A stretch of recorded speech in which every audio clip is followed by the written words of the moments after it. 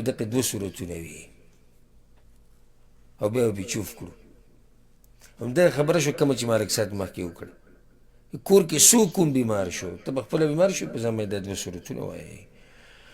د هغې نه بعد روایت ته وعن عثمان بن ابي العاص رضي الله عنه، عثمان بن ابي العاص مبارک راضي انه شكا الى رسول الله صلى الله عليه وسلم وجعا يجده في جسده.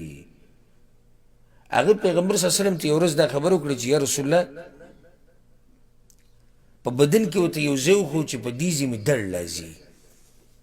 ما درس په اوله کې دا خبره وکړه چې خبر چاله ورکول چې زه بیمار یم په دې کې څه حرج نشته. ها شکوي شکایتونه به نه کوې، د دې نه منع راغلې ده.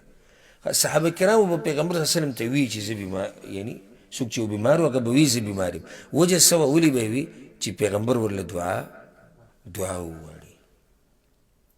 یا کیدای شي دم پې واچوي او د هغه په دم کې م الله اثر اچولی دی او د هغه دعا م الله قبلوي.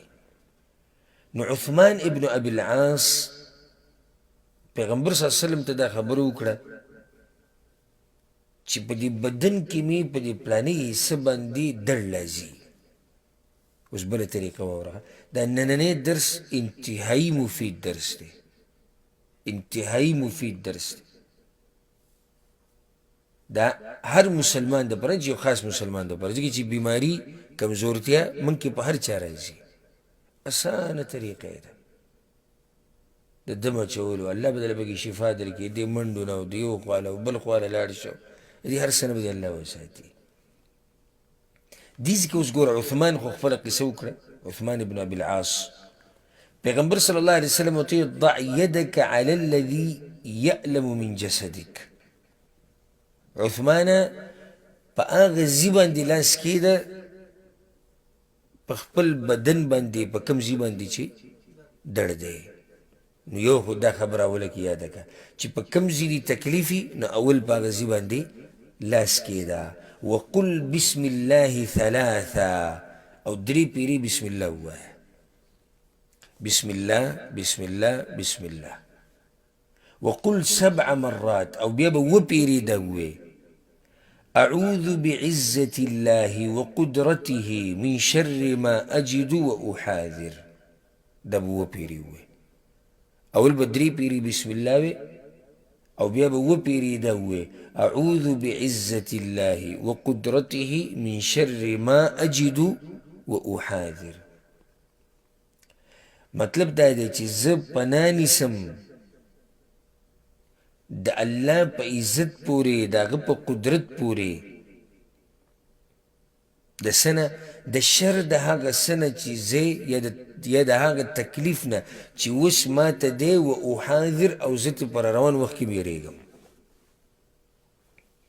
یعنی یا الله ماله د دې نه پناه راکړه، د دې تکلیف نه مې وساته.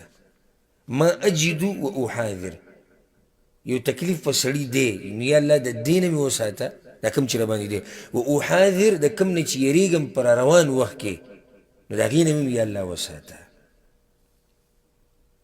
څومره ښایسته دعا ده. څه وایي ګوره عثمان بن ابي العاص؟ قال، هغه وایي ففعلت، نو ما دا کار وکړو. درې پیرې بسم الله وایه، اول په کوم ځای باندې درد، لکه اوس په مټ باندې یې درد دی، په هغې داسې لاس کېږده. بسم الله بسم الله بسم الله. أعوذ بعزة الله وقدرته من شر ما أجد وأحاذر. وپیری دا ووایه. عثمان رضی الله عنه ففعلت، ما دا کارو فأذهب الله ما كان بي، نو الله زما هغه تکلیف او هغه درد ختم کو. دا حدیث امام مسلم راوړی. الله زما هغه تکلیف څه کو؟ هغه ختم کو. څومره اسانه طریقه ده. دا ذکر یاد کړئ، اسان ذکر دی. بسم الله درې پیرې، أعوذ بعزة الله وقدرته من شر ما أجد وأحاذر، دا اووه پیرې. الله به له شفا درکړي.